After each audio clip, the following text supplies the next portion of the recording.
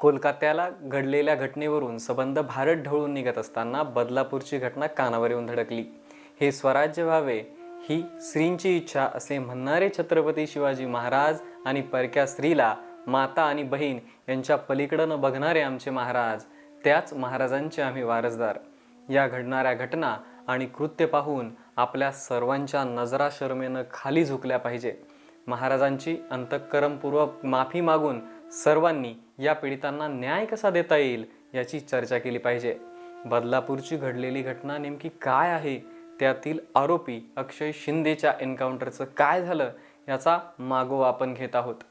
नमस्कार, मी आकाश सावंत. आपण पाहताय युनिव्हर्स टाइम्स. सर्वोच्च न्यायालयाच्या आदेशानुसार ही घटना मुलींवरील अत्याचाराची असल्यामुळे मुली व शाळेचे नाव आपण उघड करणार नाही.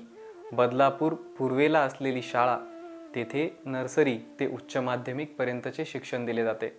या शाळेत अनेक विद्यार्थी शिक्षण घेतात. त्यापैकीच एक असलेल्या 3.5 ते 4 वर्षाच्या या 2 चिमुरड्या पूर्व प्राथमिक वर्गात शिकणाऱ्या या बालिकांवर त्याच शाळेच्या स्वच्छतागृहात अत्याचार झाल्याची घटना 12 ऑगस्ट रोजी समोर आली. अत्याचार करणारा दुसरा तिसरा कोणी नसून त्याच शाळेतील सफाई कर्मचारी म्हणून काम करणारा अक्षय शिंदे होता. या प्रकरणानंतर ते दडपण्यासाठी शाळा प्रशासनाचे प्रयत्न, पोलिसांनी केलेली टाळाटाळ यामुळे बदलापूरसह संपूर्ण राज्यभरात प्रचंड जनक्षोभ उसळला. त्याचाच परिपाक म्हणून बदलापूर रेल रोको आंदोलन झाले. त्या आंदोलनात लोकांना मिळालेल्या आश्वासनानंतर ते आंदोलन थांबले. परंतु राज्यभरातून अक्षय शिंदेला फाशी व्हावी यासाठी सरकारवर दडपण वाढत होते. विरोधकांची आक्रमक भूमिका आणि फाशी देण्याची मागणी या प्रश्नांना प्रत्युत्तर देताना सरकार आणि सरकारच्या प्रवक्त्यांच्या नाकी नऊ आले. परिणामी सरकारने या प्रकरणाची चौकशी करण्यासाठी SIT नेमली. अक्षय शिंदेवर गुन्हा दाखल करून त्याला तळोजा कारागृहात ठेवण्यात आले. हे प्रकरण तापलेले असताना अक्षय शिंदेच्या दुसऱ्या पत्नीने त्याच्यावर अनैसर्गिक लैंगिक अत्याचाराची तक्रार बदलापूर पोलीस ठाण्यात केली. याही प्रकरणी अक्षयवर गुन्हा दाखल करण्यात आला. या प्रकरणाची चौकशी करण्यासाठी पोलिसांचे एक पथक तळोजा कारागृहात पोहोचले.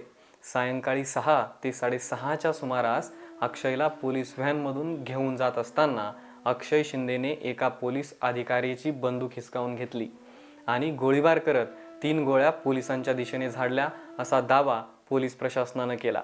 अक्षयने झाडलेल्या 3 गोळ्यांपैकी एक गोळी निलेश मोरे या पोलीस अधिकाऱ्याच्या मांडीवर जाऊन लागली. या घडलेल्या घटनेला काउंटर अटॅक करण्यात आला. अक्षय शिंदेवर झाडलेल्या गोळ्यांमध्ये त्याचा मृत्यू झाला. अक्षय शिंदेवर कोणत्या पोलीस अधिकाऱ्यांनी गोळी झाडली याचा उल्लेख मात्र पोलिसांच्या प्रसिद्धीपत्रकात करण्यात आला नाही.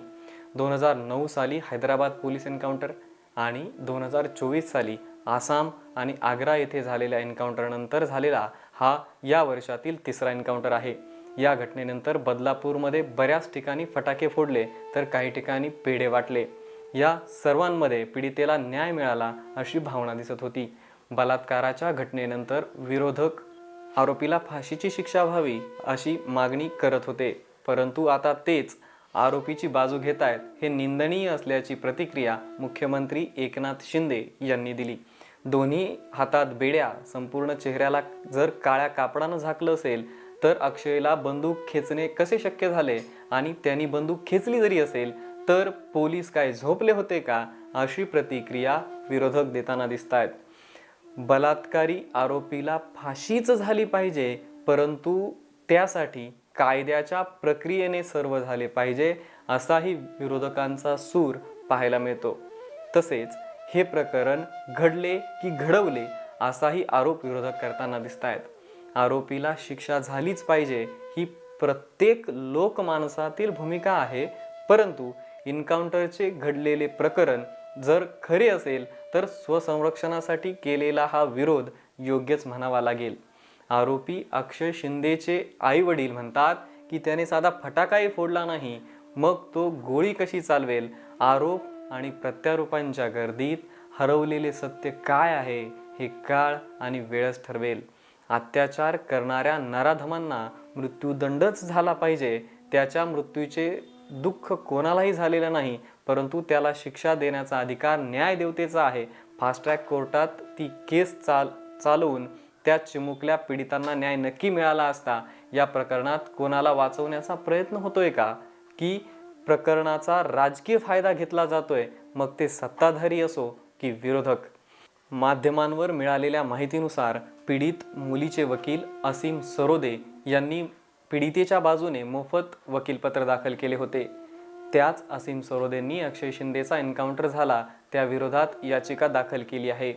माध्यमांशी बोलताना सरोदे म्हणाले की अक्षय शिंदेचा मृत्यू झाला याचा आनंद आहे, कारण त्याची पात्रता तीच आहे. परंतु कुठलाही आरोपीवरील आरोप सिद्ध न होता जर असेच एन्काउंटर होत राहिले तर कोणाचाही काटा काढणं सहज शक्य होईल.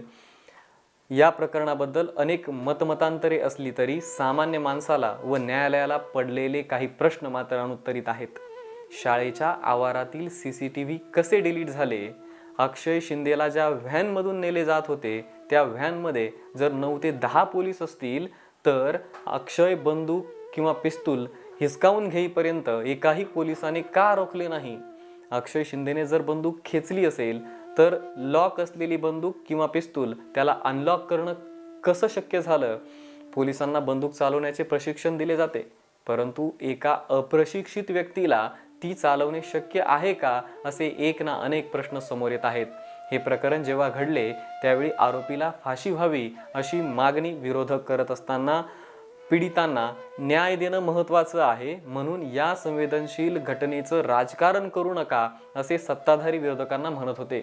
परंतु एन्काउंटरच्या घटनेनंतर या प्रकरणाची निपक्ष चौकशी झाली पाहिजे असे विरोधक म्हणत असतील तर त्यांना जाणीवपूर्वक आरोपीच्या पक्षात उभे करून राजकीय फायदा उचलण्याचे काम सरकार करत आहे का, असा प्रश्न सामान्यांना पडला आहे.